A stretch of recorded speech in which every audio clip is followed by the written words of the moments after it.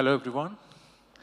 So it's my honor to moderate this critical session on one of the most pressing questions in Indian federalism today, the impending delimitation exercise.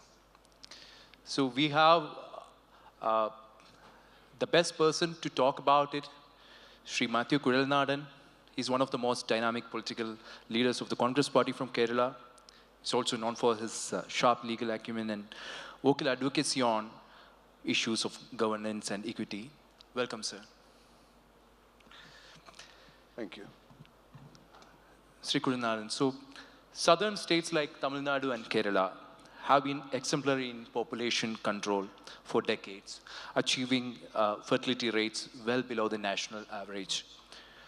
Nevertheless, the Constitution mandates equitable representation, and there is an argument that current freeze has created massive disparities. Some northern constituencies now have 2 to 3 times the population of the southern ones. So what do you have to say to those saying one person, one vote be interpreted purely by population? You see, we understand there is a constitutional provision which requires India to do a delimitation after every census and according to the population count of various states. But we know this particular exercise has been stayed or, kept in abeyance since 1970s. There is a historical reason for why the government, or at that point of time, such a decision was taken. It is because, looking at the federal structure of India, the pluralistic democracy, it will upset the present balance of the federal system in the country. That is why that was kept aside or kept in abeyance. So there is historical reason why we have not proceeded in that line. Now, unfortunately, I would say for core political reasons, the present government and dispensation, they want to push it, the delimitation exercise. And if the current way of, if they are trying to push it in the current manner of discussion, that will definitely upset the whole thing. As you rightly pointed out, over the years, over the decades, the southern states has progressed in much far better way when compared to our other northern states. So if this exercise is carried out in this manner, it will be like penalizing someone for their better performance. Because this country requested or urged or encouraged states and societies to undertake this population control measures and all. And those who have carried out the mandate or direction of the nation is being penalized based on this. That would be highly unacceptable. So it is high time that this issue need to be raised strongly across the nation and need to be debated before it comes into a different shape. That's what I feel at this stage. And southern states contribute disproportionately to India's GDP also, and tax revenues while receiving lower per capita center shares in some cases. So if delimitation reduces their political voice in parliament, how do you see this affecting center-state relations, bargaining power on issues like GST compensation and even national policy priorities? See, if we look at the contribution of the southern states at the national level, see, share of GDP for Tamil Nadu is 9%. For Karnataka, it is 8.5%. And Kerala, it is 4%. Telangana is 4.5%. And Telangana and Andhra Pradesh is 4.5%. So together put the southern states, we contribute 30 to 32% of the Indian GDP. And the population share is roughly 20 to 21%. So there is, if you go, the political decision or the parliament is going to be based on, the decisions are taken based on the population of the country. We are not up to the share what we are contributing to the GDP and the economics. So the pattern need to change. The Constitution of India came into existence at a time where our country was coming together, and we need to carry every society, and we have traveled a lot. So I would say, as a student of law, as a student of constitution, as a student of politics, I would say that it is high time we need to relook at our constitution from an angle where we developed so far. The foundational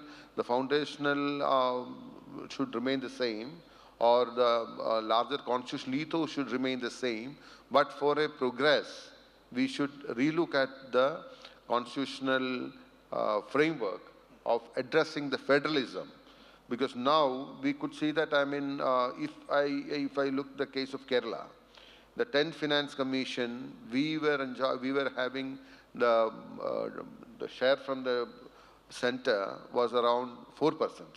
4%, 3.8, 3.9% in the 10th Finance Commission.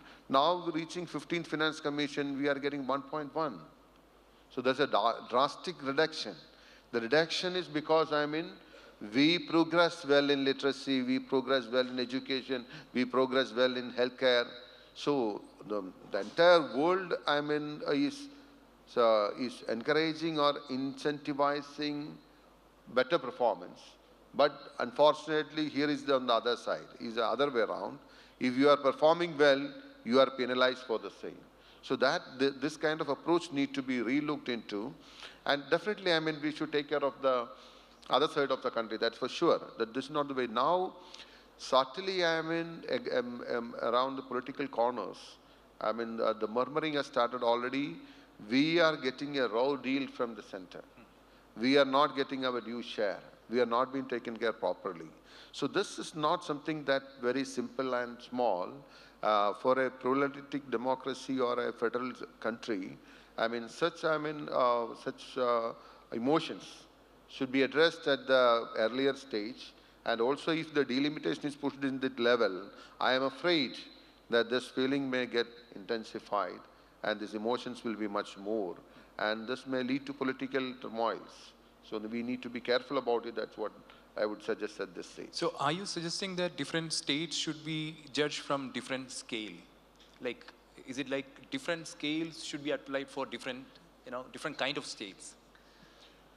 Not different kind of states. There should be a pattern in which, the balance is being kept. For some areas, we can look at it from subsidizing or promoting certain difficulties or certain incapabilities, inefficiencies. But at the same time, you should also equally balance those who are performing well. Otherwise, nobody will be encouraged or nobody will be willing to do better, because we knowing that, if we do better, we are going to lose, then why should I do better?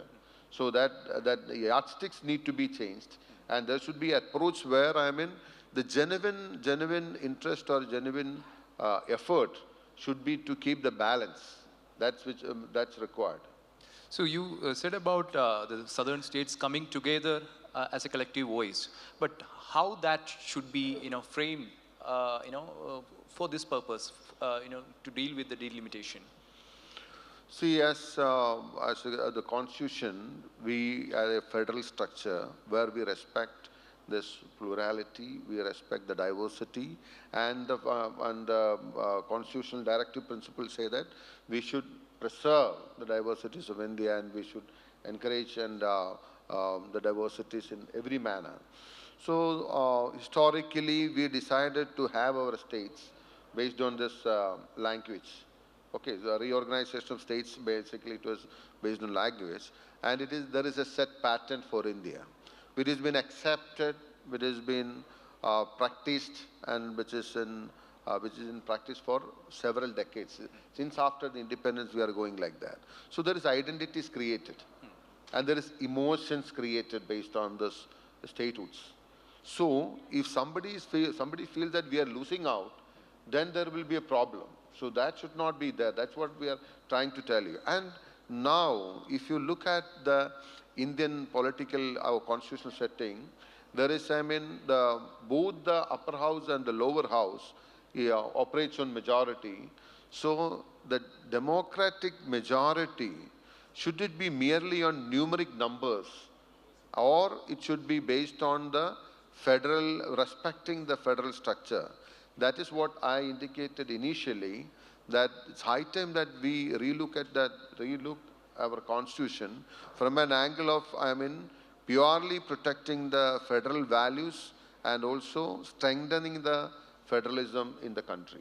So that may need a relook at this stage. So my understanding is that this 33% women's reservation law is also explicitly linked to post-delimitation boundaries and fresh census data. With the 2021 census already delayed and now coming up, so we risk postponing gender justice also to a that may also incidentally happen. Census data, and after this debate, this is a long-time demand in the Indian political landscape. But this women reservation bill may also get delayed because of this. So it needs to be relooked from that angle as well. So I agree with your point. In your assessment, is this linkage actually required? Like, linking it to the delimitation as such? Yeah, see, I don't think, that need to be linked with the delimitation, because that has nothing to do with delimitation. Because, you can, for the sake of argument, you can say that number of people representing, number of men representing in the parliament may not go down if the delimitation process is done. That's not required. It's not the idea. If we are willing to bring our, half of the population, the women to the power center or to the parliament, then you should have an open mind for that. You should go ahead with that. The representation will be 33%. You should accept that. For that, the delimitation is not required. That's what I feel. So as both a lawyer and legislator, what single constitutional or legislative reform would you recommend today to make future delimitations more equitable, transparent, and less politically divisive? So for this, I think it will be beneficial for us to compare the federal structure operated in identical democracies. If you look at the United States have a federal system, wherein which there is, they have houses of representatives strictly on this population based, and they have senates also. And if you look at senates, every state have 2 senators. If you look at California, which is having 39 million population, they have 2 representatives in the Senate.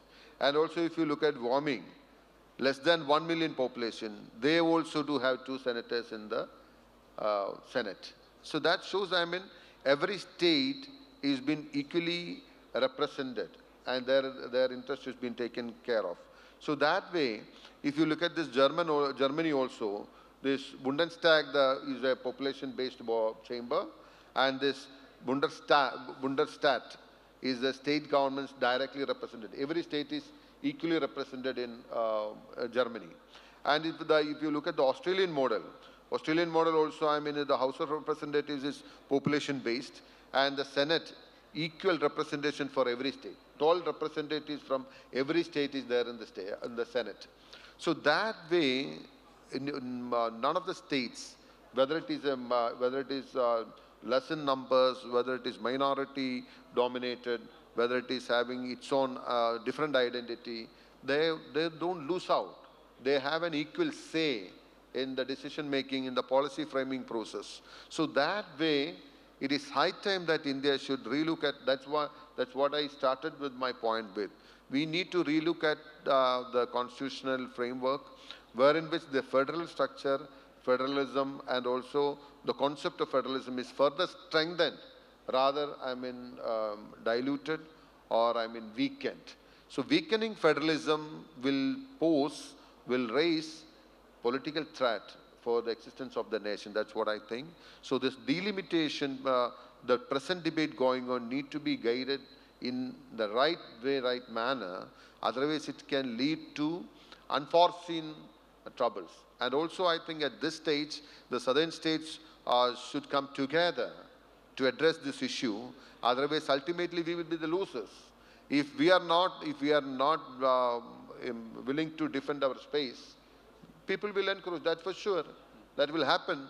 So, I hope that Tamil Nadu will be able to take a lead on this. And Kerala already has expressed their willingness to fight this, or to raise this voice along with the other states. So Karnataka, being the bigger state from this side, should take the lead and take it forward. That's what I think. So one last question. So if you belong to a regional party, you can argue for a particular side, like maybe for the south or for the north, but you belongs to the national party and you have to balance the aspirations of both the north and the south. So how hard it is for the Congress party to, deal with this issue also, like, and bringing a point of equity, in this matter? Yeah, I don't think it need to be hard for a congressman or a Congress party to look at this issue. There is a slightly wrong notion of being a national party. Being a national party doesn't mean that we need to speak for the majority in the country. If you look at the debates in the ICC sessions, pre-independent also, and also thereafter, see, leaders used to argue for their countries, for their state, their identities, their religion, their caste. See, they all voice. That doesn't mean that they're confined to their identities. They are representing and they are voicing the concerns of the people. If in the national stage, if we all are there, I am there there from Kerala. If I don't represent the interest of Kerala, I don't speak out the need of Kerala, it won't be heard by the nation. So it is always better for a national party to do this exercise. Otherwise, when regional parties take up this issue, it will be looked at as a kind of, divisive politics, or confining the territory or confining to their emotions and all. So it's always for a national party which can effectively navigate this. And I believe in Congress, people like us will definitely raise this much louder, saying that this delimitation process, Congress need to be very, very, very vigilant. And also you should understand. And one small thing I want to add. See, in a national party, leaders emerge from every part of the country. So sometimes a very powerful leader may come from south. Now, if you look at the Congress, a leadership hierarchy, earlier, Mr. A.K. Antony, the former Chief Minister, was very decisive factor in Congress leadership making. Now the organization General Secretary, Mr. K.C. Venugopal, is from Kerala. So Kamaraj had been dominating the Congress leadership for quite some time. So we had Narasimha Rao became the Prime Minister because Congress is a national party and we could give space to the South Indian leaders. So that way national parties have got a very, very effective and effective way of addressing this issue. So it's not a handicap that we are in the national party. It's more an advantage and we can more effectively address this issue. That's what I feel. So thank you so much, Sri Kuzhalnadan, for your clear responses. And your perspective has added depth to this conversation. Thank you once again. Thank you. I enjoyed your discussion. Thank you.